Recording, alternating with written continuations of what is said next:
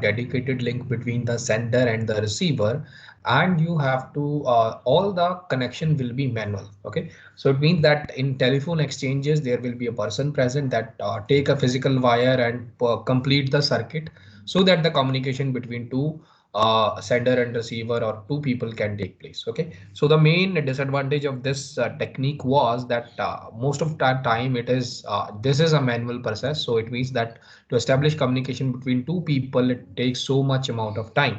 And second is that there is no privacy, and all the persons that are completing the connections can can listen to your calls. Okay, so these are two main concerns that circuit switching have.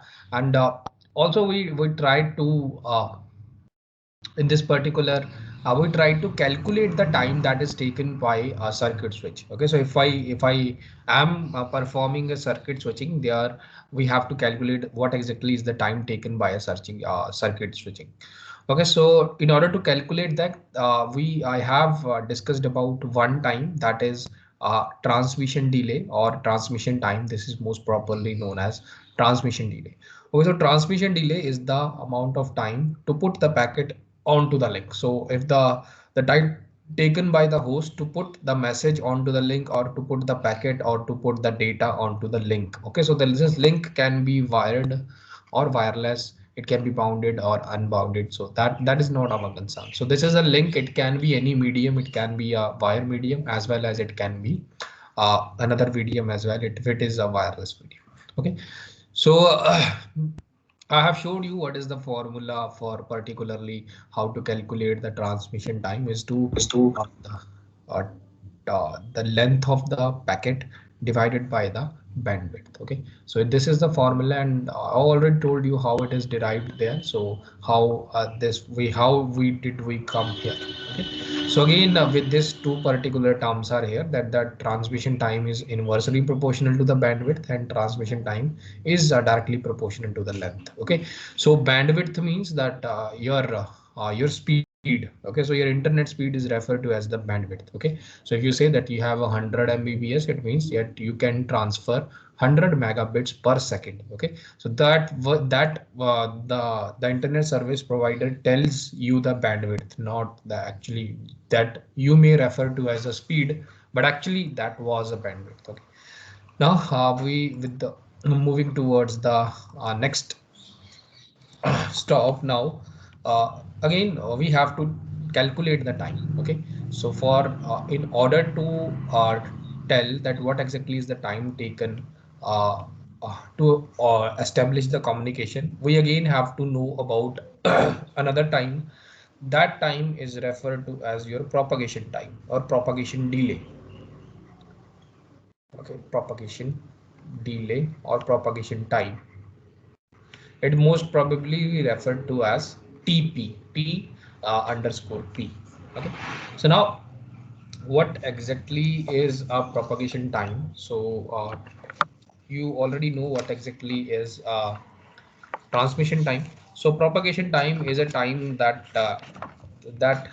suppose this is your sender and this is your receiver. Okay, so now you know that in order to put what the time taken by the sender to put the packet onto the link, it is your transmission time. And the time taken so that the packet reaches to the receiver is called your propagation delay. Okay, so when the last bit, suppose this is the packet and it contains many bits. Okay, so when the last bit, this is the last bit, when the last bit of the packet has reached the receiver, the time taken for this particular process is called a propagation delay. Okay, so I'll write it also. This is again an informal definition. I will tell you the formal definition as well because I have prepared a PPT for that. Don't worry about it. So just I'm writing in it in very easy language so that you can easily understand. Okay. So when the last bit of the packet has reached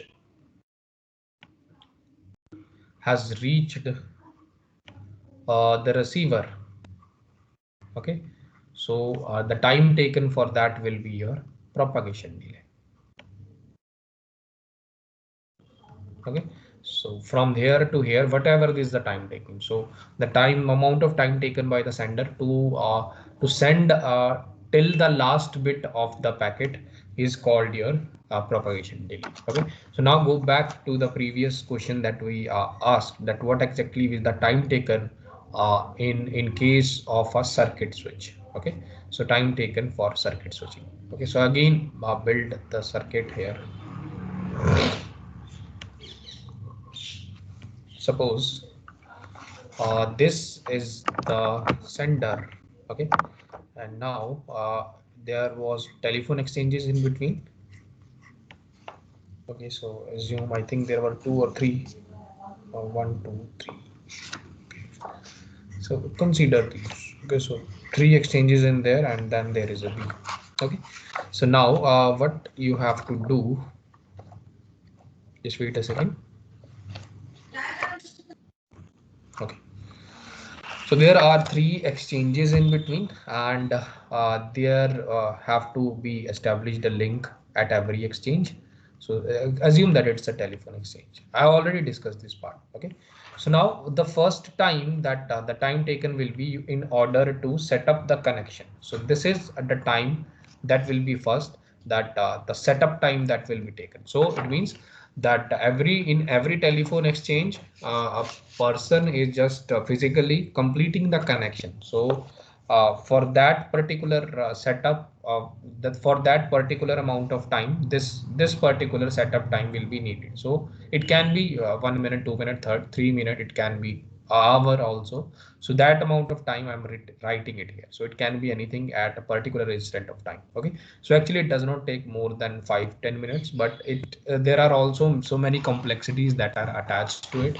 So it may vary when we are setting up the connection between the sender and the receiver. Okay, another thing will be your transmission time. Okay, so again I'll introduce some more terms here. So suppose I'll denote M as a message, the size of the message, so message size, and another will be your bandwidth is also required for transmission.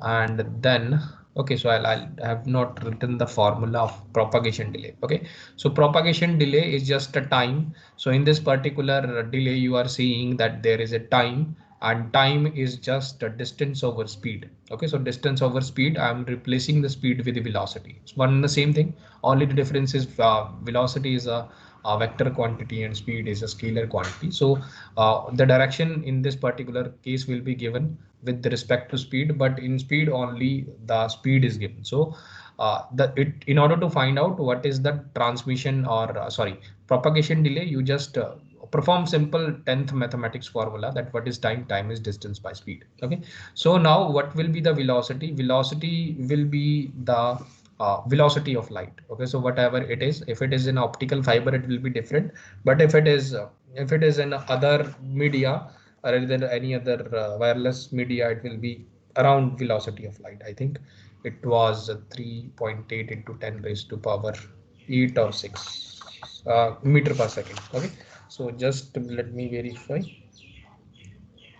Yeah, I think 10 raised to power 8 meter per second, something like that. Okay, so I'll tell you when I solve the question. Okay, so distance, it can be in the form of kilometers, it can be 10 kilometer, 100 kilometer, 12 10 100 kilometers. It depend upon the connection that you are establishing between sender and receiver. Okay, so now the speed, the velocity of light will be same, because we are transferring the signal in the form of bits. It is means it is 1 and 0. Okay, so we are just traveling impulses of light across the wires, so that is why the speed will always be constant. Okay, so it will, however it will be given to you, but it will always be constant, like 3.8, it will be the speed of light. Okay, so now if you are thinking it clearly, now if you take propagation time, this is referred to as propagation time, is directly proportional to the distance, and propagation time is inversely proportional to the velocity. Okay, so if you just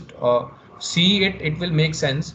Means that if the distance is higher, if the distance is larger or longer, the propagation time will also be larger. So it makes sense, because if the sender is very much far away from the receiver, the time to reach to the receiver, it will take more time than if the distance is 10 kilometer and if the distance is 100 kilometer. So 100 kilometer will take more time than 10 kilometers. So it makes sense.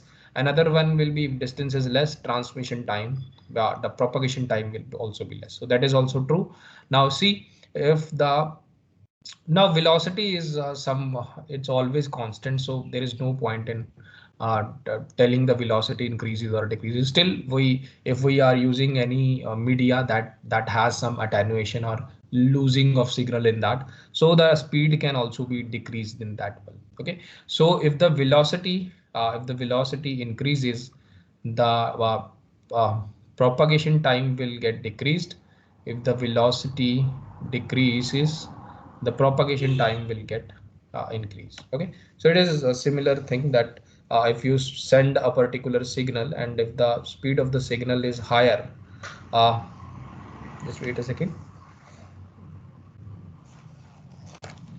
Okay, so if the velocity of a particular signal is higher, the propagation time will take a little amount of time than if the velocity is less. Okay, so if the velocity is less, the propagation time will also be higher according to this relation. Okay, so I'll show you how what exactly is the meaning of this when I go to numericals. Okay, so now just for the time being, just see that the formula for this particular question is TP equal to distance over velocity. Okay, so T equal to distance over speed, something that you have already studied. Okay. So now see, now we are introducing another term, that is first is your message, because we uh, have to see that what exactly the message is taking, how much amount of time to reach when we are establishing a circuit switching. Okay, another is your bandwidth we also have to see in order to calculate the actual time. Okay, so now another one will be your I'll introduce one thing also, that is number of hops. I'll tell you about it, just wait a second. What is number of hops, and another is your distance and velocity. Okay, another terms will be your distance. D is stands for distance, and V stands for velocity. Okay, so I'll use all those terms. Okay, only thing that you do not know about is hop. Okay, so hop means that when you are transferring from A to, suppose this is telephone exchange 1, this is called hop 1 hop. And from telephone 1 to telephone suppose telephone exchange 2, this particular thing will be your second hop, and telephone 2 the third hop, and telephone 3 to the receiver will be your fourth hop. Okay, so this is the hop. Okay, so X is the number of hops. So it in this particular case, the number of hops are 4 hops. Okay, so that is the meaning of hop. Okay, so just hop means that's uh, just hop from one medium to another. Okay, so hop from one interface or one telephone exchange to other one. That particular thing will be referred to as a hop. Okay, so now the first thing is that setup type will be needed, absolutely. Another thing will be your to put the message onto the link. Okay, so because we are performing circuit switching, what will happen, whatever is the message, when you put it onto the link, whatever is the time required, it will be referred to as your TT. Okay, so if I say whatever is TT will be also required to put the message onto the link.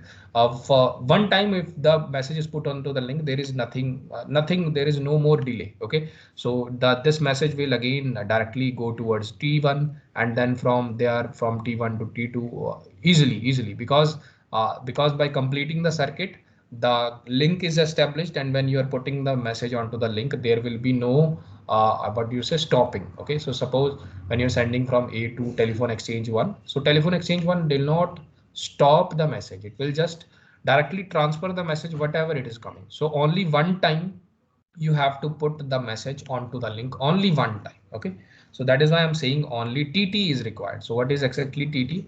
TT will be your length of the message, that is message length or message size over bandwidth. Okay, so we have already discussed in the previous lecture. Now what also we need a propagation delay also. Okay, so propagation delay, if you see that here for one hop there will be a propagation delay, for second hop there will also be a propagation delay, for third hop. So propagation delay I'm counting hop by hop. Okay, So every hop there will be a propagation delay. So I'm saying that if there is a propagation delay at 4, 1, 2, 3, how this many, if there are many hops, the propagation delay will be calculated for a particular for a particular hop. Okay, so if I count the total propagation delay, it will be 1, 2, 3, 4 hops. So I can say 4 into TP, or I can directly say that number of hops is generated by x. So I'm saying x into TP. Okay, so it can also be written as x into what is TP.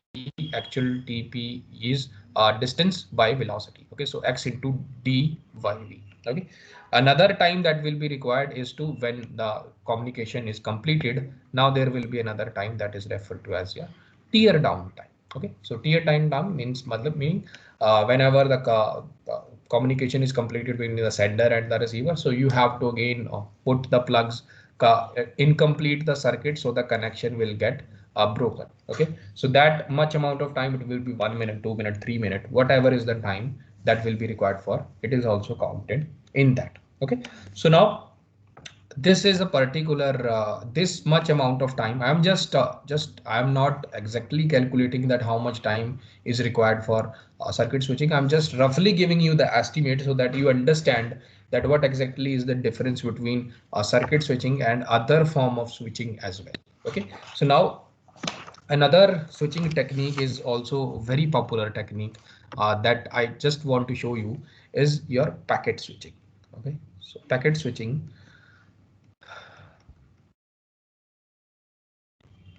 Okay, so if I show you the packet switching as well. Okay, so it is given below. Okay, so whatever is the shortcoming of message switching, I will also tell you message switching. You just hold for a second. Give the birth to the idea of packet switching. So, okay, so the main concern of this particular switching is it divides the message. It particularly divides the message into smaller packets or into smaller chunks. That is the advantage of this packet switching. The entire message is broken down into smaller chunks called packets. The switching information is added in the header of each packet and transmitted independently. Okay, so that is the advantage of it. It means that when you are sending a message, this message is divided into smaller chunks. Okay, so now what was the disadvantage of circuit switching? Circuit switching, the disadvantage was that we have to establish a physical link, and the setting up the physical link takes a lot of time. Okay, so another thing was there was no privacy. Any message can also be read by any other telephone exchange on the way. Third thing was everything is manual. Okay, so there is no automation. So it means due to the manual thing, it is taking so much time for transmitting the packets or for transmitting the circuit. Okay, so now switching packet switching just it is works on the disadvantages that circuit switching has. So it its main concern is everything becomes automatic. Okay, for automation, what exactly does this packet switching does? How packet switching do automation? Okay, so what it do, if suppose this is your message. Okay, so this is your message.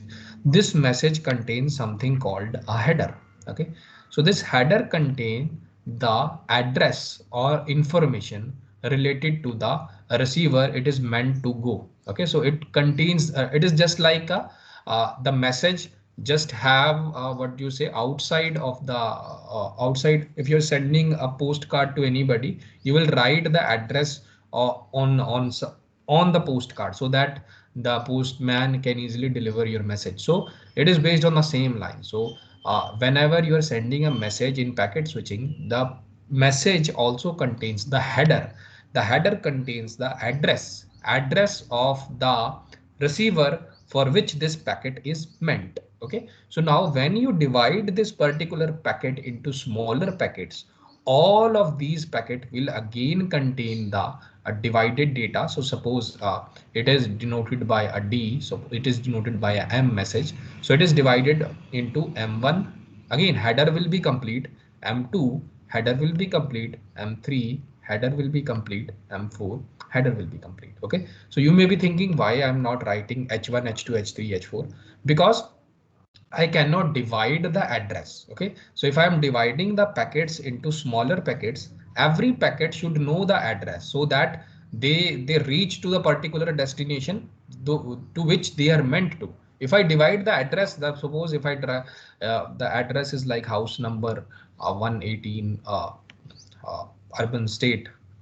suppose something like this. If I divide the address, it will the first packet will get only house number 118, another header will get only urban, another header will be get only a state. So it is useless to every other packet, so they will not get to deliver. So that is why I'm saying, if header is of only, like if I suppose the header is of 10 byte, so in every divided smaller packet, the header will always be of 10 byte.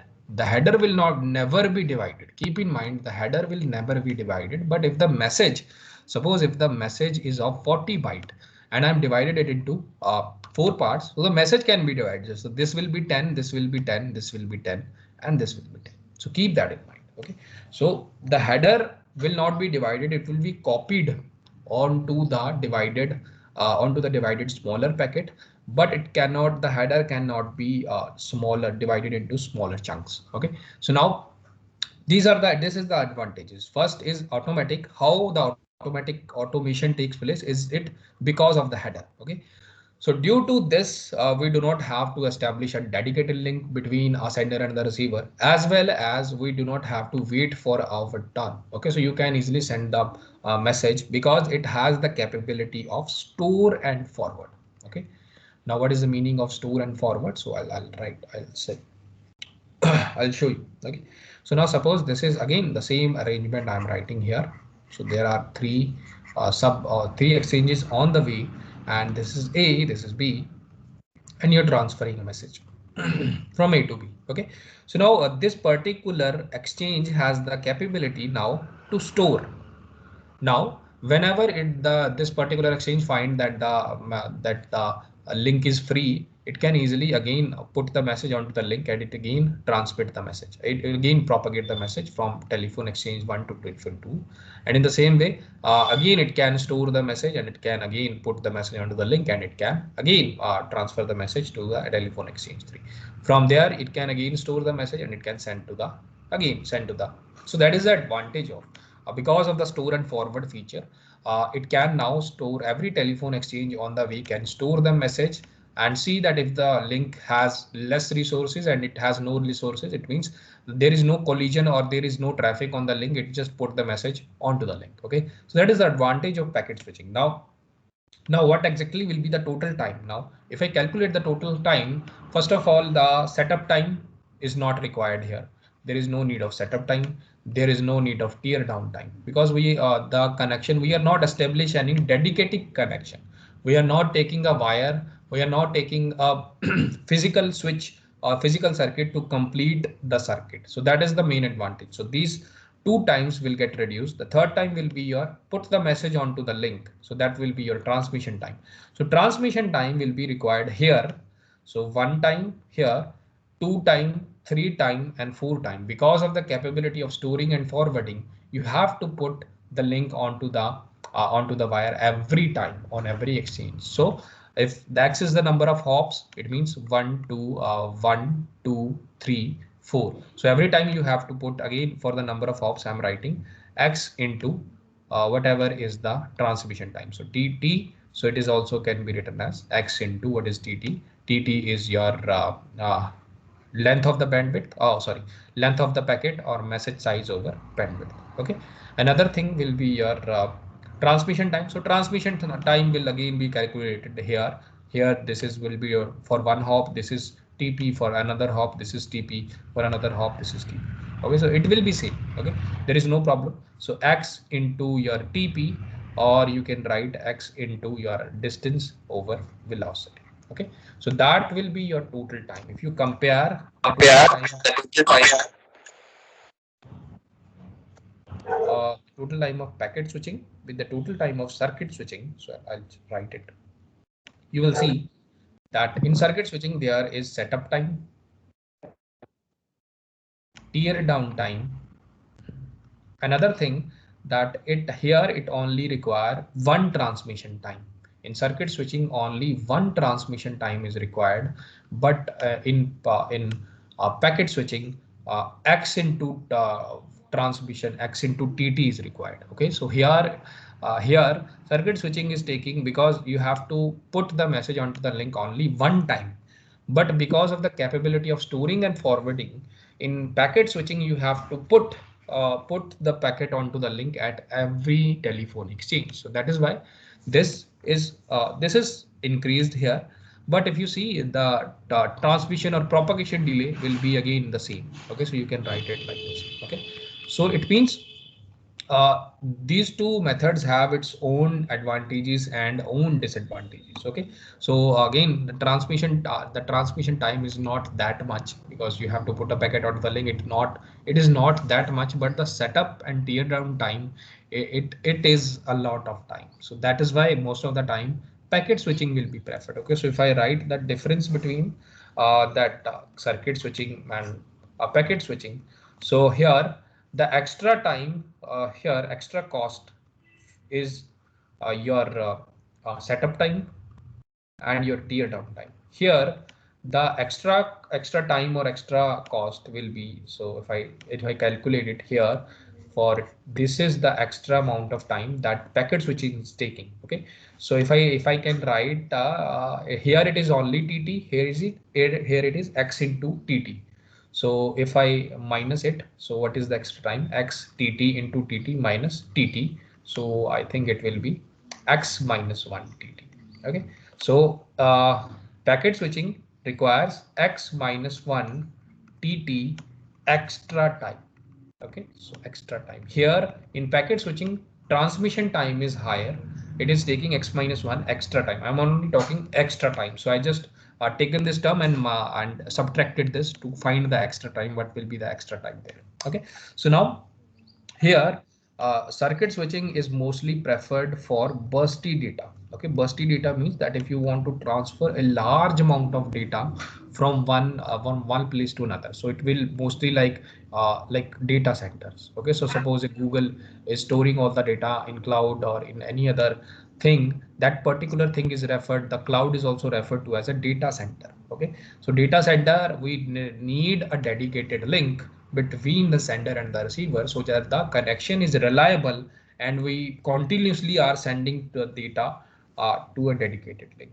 Another thing, if you are using small data, meaning you just have to perform some, just want to perform some simple calls for this particular purpose, as packet switching is good. Okay, so that is why packet switching is good for smaller data, but circuit switching is more like if you want to establish a reliable link between the sender and the receiver.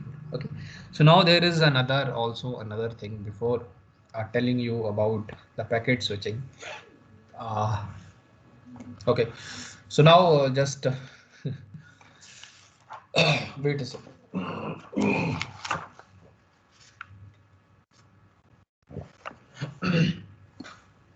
So now there is a concept of pipelining in packet switching.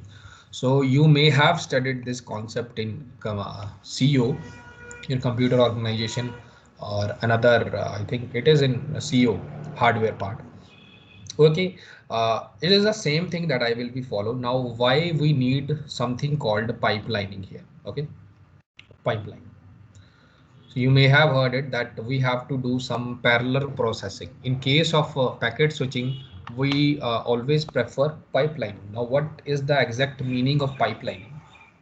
So if you have studied computer organization, you already know the concept, but I'll take example to explain you that what exactly is a pipeline. Okay, so if you don't know about it, don't worry. I'll start from the basic. Okay, so now I'll just go with a simple example. Suppose the pipelining concept was actually developed by a very a very famous personality known as Henry Ford. Okay, so Henry Ford in early, I think in early 1800s, he had developed this technique. Okay, so at that time, the actually why pipelining was needed is because for if you want to purchase a car, you have to book a car around 1 year earlier. Suppose you have booked a car in 1891, you will get a car in 1892. Okay, so there the waiting date or waiting time for a fully functional car is around 1 year at that time. Okay, so now what Henry Ford did, uh, he gathered all the car mechanics or all the car makers in one place. Okay, so in a city, whatever whoever person is have the experience of building a car or building a specific component, he divided or sorry, he gathered all of them in one place. Okay, so first task he did that. Okay, second thing was he divided the workforce into what do you call it, into groups of similar people. Okay, so suppose I'll say that they divided the production of car into phases. Okay, so I'll say that there are some phases like phase 1, phase 2, phase 3, phase 4. Okay, so suppose the phase 1 is just to develop the tires and put it onto the car. The second phase is to just build an engine on the car. The third phase is to just put a body on the car, and the fourth phase is just the car is prepared. Now you have to paint it, something like that. Okay, so these are not the actual phases. I'm just taking an example. Okay, so now what Henry Ford did is uh, divide the workforce, that some people will work on for phase 1, some people will work on phase 2, some people will work on phase 3, and some people will work on phase 4. So actually what happened before was that why the car is taking so much time to build is because one person is doing all the phases. Okay, so he will gather uh, he will uh, put the tires as well, he's put the engine as well as he also put the body, and as well as he will put the paint also. Okay, so all the person or the one person is doing one all the jobs, so that is why it is taking so much time to build a car. Okay, so what happened is that suppose every phase takes, so I'm just assuming that every phase takes 1 day. Okay, so only 1 day. Okay, so now if you want to develop one car, if you want to develop one car in 4 days, I think in 4 days you can easily get one car. Okay, so I'm just taking example. In that time it is lot higher than that, but I'm showing you the advantage of paralleling the task. Okay, so parallelly doing the task. Okay, so now for 100 cars it will take 400 days. Okay, so think about mass consumption. Okay, so if everybody wants to drive a car, so for 100 car it will take around 400 days to build 100 cars. It is a lot of time. Okay, so now see what will happen in that. I'll just build a diagram so that you will understand it easier. So how this particular pipelining works.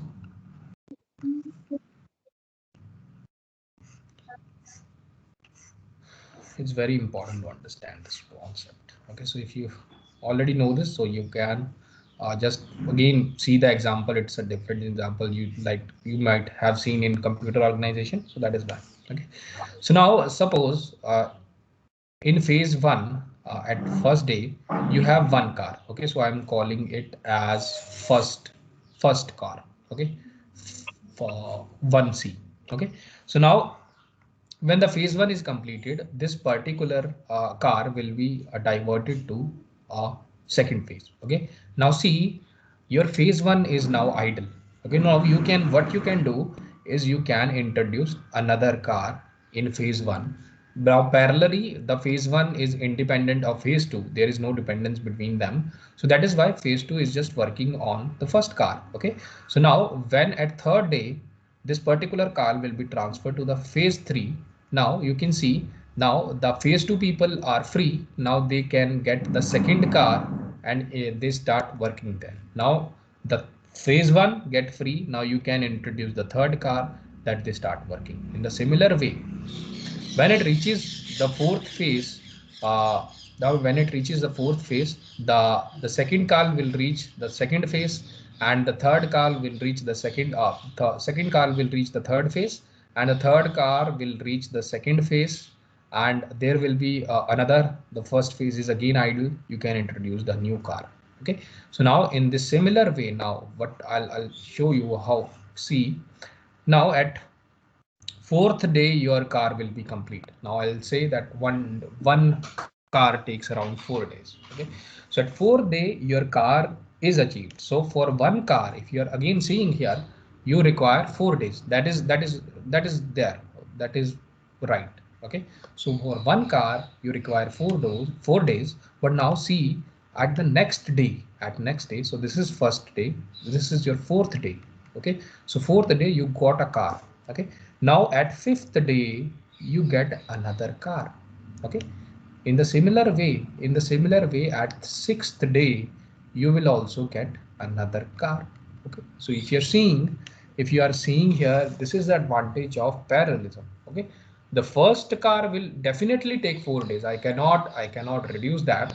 But after that every one day you will get a new car. Okay, so now one car will take around 4 days. But after that, if you want to establish 100 cars, okay, so suppose if you, what is the, now if this is without pipelining, that 100 cars will take 400 days. That is simple mathematics. Now with pipelining, okay, so I now with pipelining, what will happen? I want to build 100 cars. Now the first car will definitely take 4 days. I cannot avoid that. Okay, but the remaining 99 cars will take only 99 days, because at every day you will get a new car because of this pipeline. Okay, so total for 100 cars you will need only 103 days. Okay, so that is the advantage of pipelining. Now it is only for 400 cars. Now think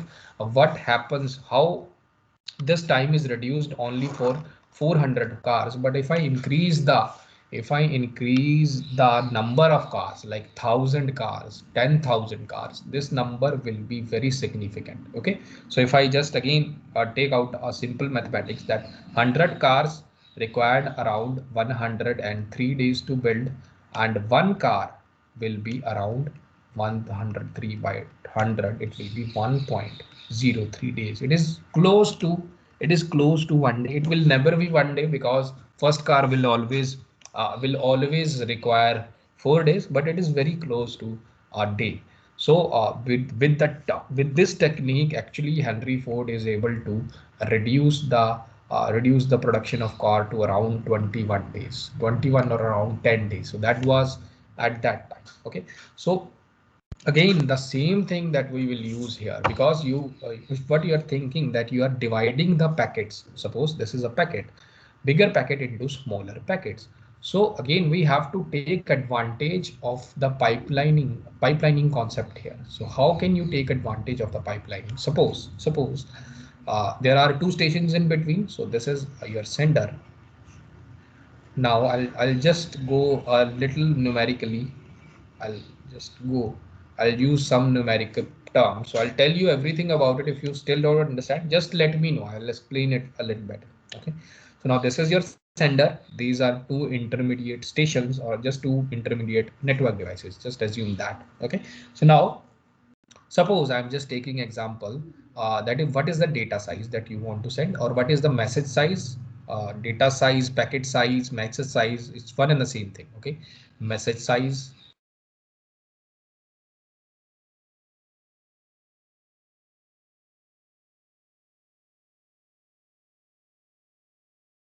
of it, assume it is 1,000 bytes.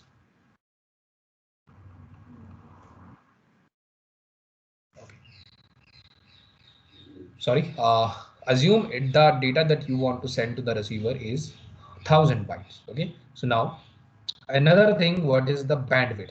Okay, so bandwidth you already know. So I'm taking a bandwidth of 1 megabytes per second. Okay, so again in terms of computer networking, I'll tell you that there is kilobyte, you will in terms of bandwidth I'm talking. So in terms of bandwidth, you will always encounter these terms: 1 kilobyte, 1 megabyte bs, and 1 gigabyte per second. Okay, so this is b.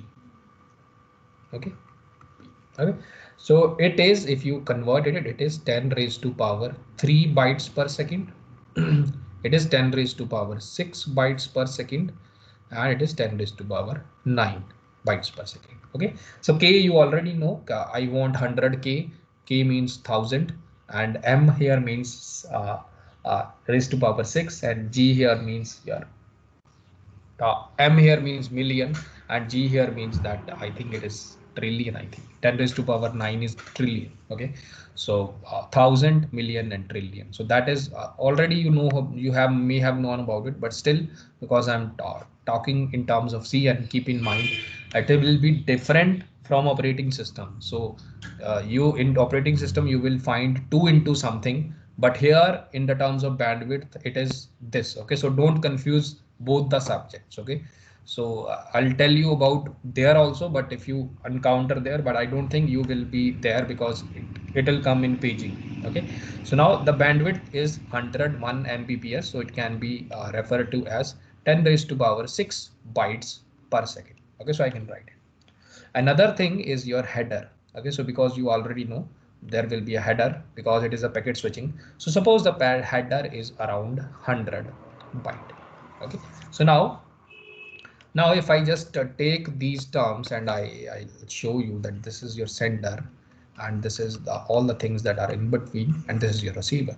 So now the message will be data plus header. Okay, so now if I put here the data size is 1000 byte plus what is the header here is 100 byte. Okay, so this will be the data that you want to put onto the link, and then there will be a propagation delay. So again, here for the sake of simplicity, I am assuming that the propagation delay is around 0. Okay, so because it will travel at the speed of light, I'm just assuming that it is, for the sake of simplicity. I do not want to complicate this numerical, so that you understand that what exactly is going on here. So I'm only saying that the propagation delay, that the time that is required to send from a sender to particularly this device is 0. Here it is 0, here it is 0. Okay, so just for the sake of simplicity. Now what you do, now what exactly, without pipelining, I'll do this thing without pipelining. Okay, so now what will happen, uh, what is the total time required? So I have to find the total time required for this particular packet to reach from the sender to the receiver. What exactly will be the total time? Okay, so the first time will be the transmission time, that you have to put the packet onto the link. So if I put the packet onto the link, that will be my transmission time. My transmission time is message size over my bandwidth. Okay, so what is my message size? Message size is 1000 plus 100. Okay, so 1000 plus 100 is 1100 bytes over what is the bandwidth? Bandwidth is 10 raised to power 6. Okay, now you can write it as 1100. You can cut it, and there will be around 1 2 3 4 5 6 10 raised to power 4 zeros here. So this is 10 raised to power 6 bytes per second. So byte will get cancelled here. So it will be 11 over 10 raised to power 1 2 3 4. Okay, 4. Okay, so it can be you can brought it up. It can be 10 raised to power minus 4 here up, and now there it will be seconds. It is in the term of second. Okay, so now I'll include another term also, seconds. Okay, so there is one microsecond, there is one millisecond, and there is one nanosecond. Okay, so 1 microsecond is again 10 raised to power minus 3 second.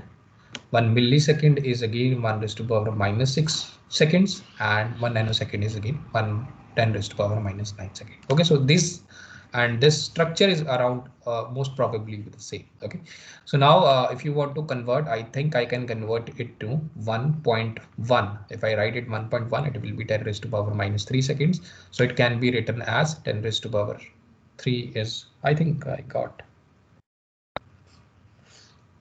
Okay, sorry. It is millisecond. Sorry, it is microsecond. Oh, it is millisecond. Sorry. I got confused here. It is microsecond. Okay, micro is equal to by this. Okay, so you can write it as 1.1 millisecond. Okay, so I'm writing it as 1.1 millisecond. Okay, so the time required to put the packet onto the link is 1.1 millisecond. So without pipelining, now again when the packet reaches here, it will be stored and it has to be it has to be forwarded, and you have to put the packet onto the link again. So again here there will be 1 TT here. Here there is 1 TT. Again, when it reaches there, you have to put the packet onto the link. So it will, here will also be 1 TT. Okay.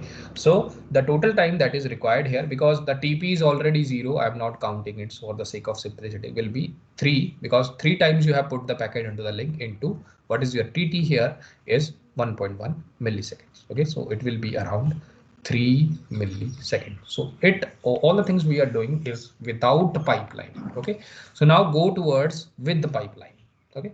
So now with the pipelining, now first of all that we have to divide the packet, divide the data into smaller packets. Okay. So I'll again introduce the terms here. So you can, if you have any doubt, just ask me. I think it is very easy. I've not used anything. It is very easy if you are here. Okay. If you are with me, if you have any doubt, just let me know. Okay. Now, I'm dividing the data into 5 packets. So the number of packets I'm dividing this data to is around 5 packets. So this, why I'm showing you this, because the first question that will come to your mind is that how much packet is uh, good. Okay, so it is, if how much packet should I divide the data, how much packet is I divide, that is the main question. Okay, so now I'm showing you that I'm dividing the data into 5 packets. Another now your actual data, your data is around 1000 bytes. You already know. So the data is around 1000 byte. Bandwidth is 1 Mbps. The same thing I'm using here, 1 Mbps. And your header is already, you know about this, it's 1000 bytes. Oh, sorry, 100 bytes. Okay. So now when you divide the data into 5 packets, okay, so suppose this was your data, this was 1000 bytes, this is data, this is 100 byte, this is your header. Okay, so when you divide the data into 5 parts, okay, so what number of packets will be 5. Now what exactly be every packet size will be. So if the data, I am dividing this data into 5 packets, so 1000 divided by 5 will be 200 bytes. So every small packet will be 200 byte, second 200 byte, 3, 4 and 5. Okay, so I already told you that header cannot be divided, so you have to write a 100 byte header with each of the term. Okay, so this will be 100, 100 and 100. Okay, so you are again seeing it that your that the size will definitely be increased, because if you count here the size is 1100, but actually if you count here the size will be 1 2 3 4 5. It's around 1600 bytes. Okay, so don't worry, we'll see if with the help of pipelining we can reduce the time. Okay, so time here is 3.1 milliseconds without pipelining. You already see. Now with pipelining we'll try to see what is the time here. Okay, so now when you are doing communication between the sender and the receiver, first now there are 5 packets. Okay, so 5 packets, 1 2 3 4 5. Every time you have to put the packet onto the link, so that is definitely there. You have to put the packet onto the link.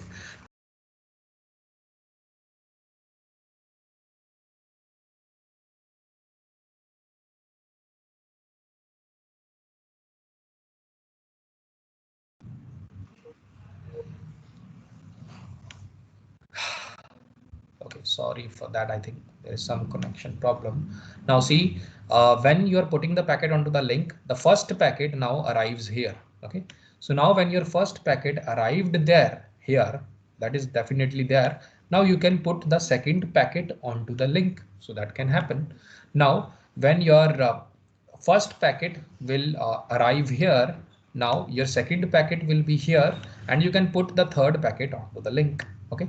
In a similar way, when this first packet arrives at the receiver, your second packet will be at here, and you can your third packet will be at, I think, here, and you can put the fourth packet onto the link. Okay.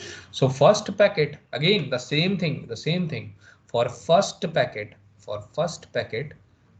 the TT will be you have put 1, 2, 3 times. Okay.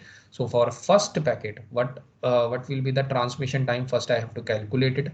The transmission time is again, we should have calculated earlier. Okay. The transmission time for this particular packet will be because I'm transferring 1, 2, 3, 4, 5 packets. Okay. So transmission time will be the packet size over data size over the bandwidth. Okay. So it will be, what is the packet size here?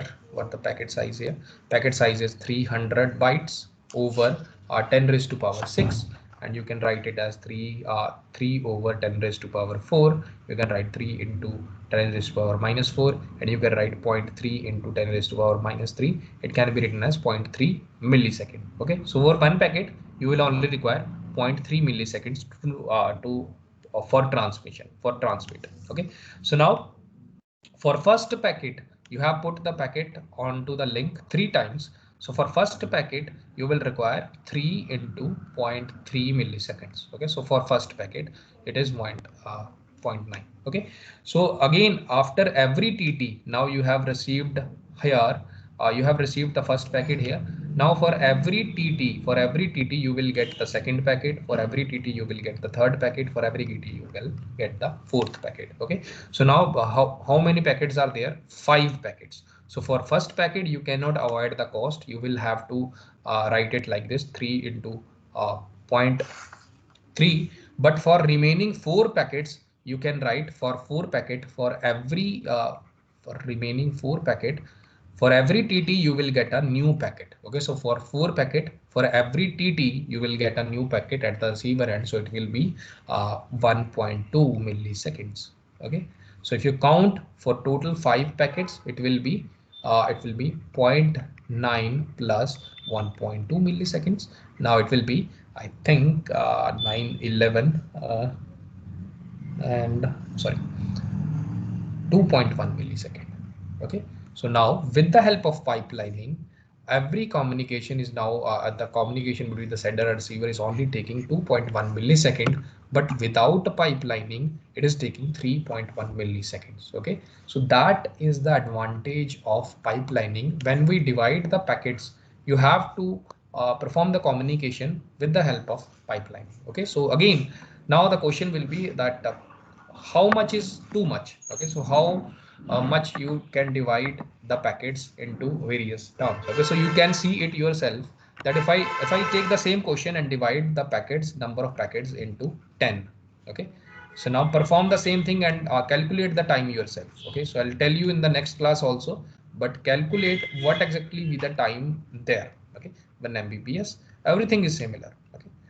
So header is also 100 byte. Okay. So divide it into 10 packets and perform the same calculation that I have performed there, and tell me what will be the total time here. So I'll tell you in the next class. Okay.